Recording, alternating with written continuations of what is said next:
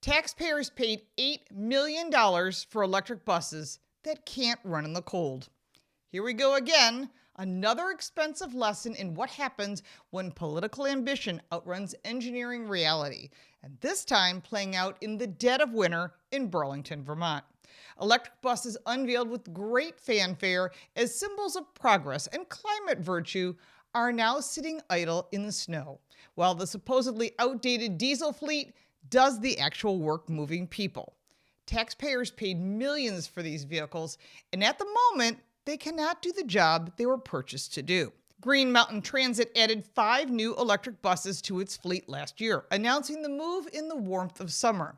At the time, officials praised the decision as a major step toward Burlington's net zero energy goals and a reduction in carbon emissions. The buses were touted as modern, clean, and capable, each equipped with 520 kilowatt-hour batteries and a theoretical range of up to 258 miles on a single charge. Even in the original announcement, however, there was an important caveat. Real-world range would vary depending on terrain, passenger load, and weather. Winter weather has now provided the answer to just how much those variables matter. Less than a year after delivery, all 5 electric buses were pulled from the service following a battery recall, and the manufacturer warned of a potential fire risk, which meant the buses could no longer be stored inside the Transit Authority garage. As a result, they were forced to remain outdoors, exposed to Vermont's winter temperatures, and that created a second compounding problem. The buses require ambient temperature of at least 41 degrees Fahrenheit to safely charge, conditions that have been rare this winter, and that's across the whole upper half of the country. And the outcome, well, it was predictable. The buses sat outside, dusted with snow, unable to charge, and unable to operate. The price tag for this experiment was approximately $8 million. Your tax dollars. Those 5 buses now represent roughly 10% of Green Mountain Transit's fleet. And with all of them sidelined, the system has been operating on what its own general manager described as a razor-thin margin.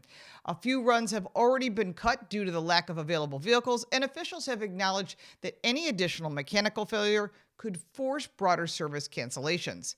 Meanwhile, the diesel buses that were supposed to be phased out are being pushed harder than ever to keep the system running, because they work, even in winter. This is not a story about careless drivers or mismanagement by local transit employees. It's about a policy mindset that treats electrification as an unquestionable good, regardless of climate, infrastructure, or operational realities. Electric buses may perform adequately in mild, year-round warm environments, but expecting them to seamlessly replace diesel buses in northern states with long, cold winters ignores basic physics. Batteries lose efficiency in cold weather, and that's a fact. And charging systems become more complex and more fragile. And range drops, charging times increase, and reliability suffers.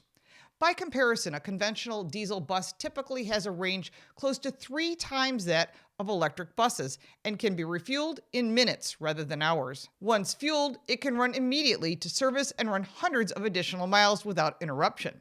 This is not ideology. This is operational fact. Public transit systems exist to provide reliable service, especially in harsh conditions, not to serve as testbeds for political signaling. And supporters of these programs often frame them as necessary sacrifices in the fight against climate change, which all sounds good on the surface, but the cost-benefit analysis rarely receives serious scrutiny, and the emissions reductions claims at the local level are minuscule in a global context.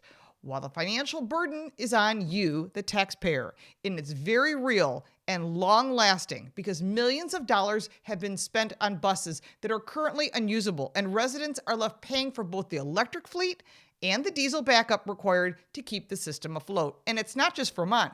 This is across the entire country. But what makes this situation particularly troubling is how familiar it has become. Cold weather failures on electric buses have been reported repeatedly across northern regions, pretty much the upper half of the entire country. Yet each new purchase is announced as a technology that has suddenly overcome its limitations, and the lessons of previous winters are ignored, only to be relearned at significant public expense, which is actually your tax dollars. Someday, voters and policymakers may look back at the episodes like this and wonder how so many obvious risks were brushed aside. They were just ignored. For now, the people of Burlington, Vermont are living with the consequences. In the middle of winter, their transit system depends on the very diesel buses officials were eager to replace. Well, millions of dollars worth of electric buses sit frozen and unused, and this is not progress. It's a cautionary tale about what happens when the political goals come first and the practical reality comes second. If you like this video, give it a like and subscribe for more videos like this, and check out our car review channel, Car Smarts. You can support me by buying me a cup of coffee, and if you want even more content, check out the links in the description. I'm Lauren Fix. Thank you so much for watching.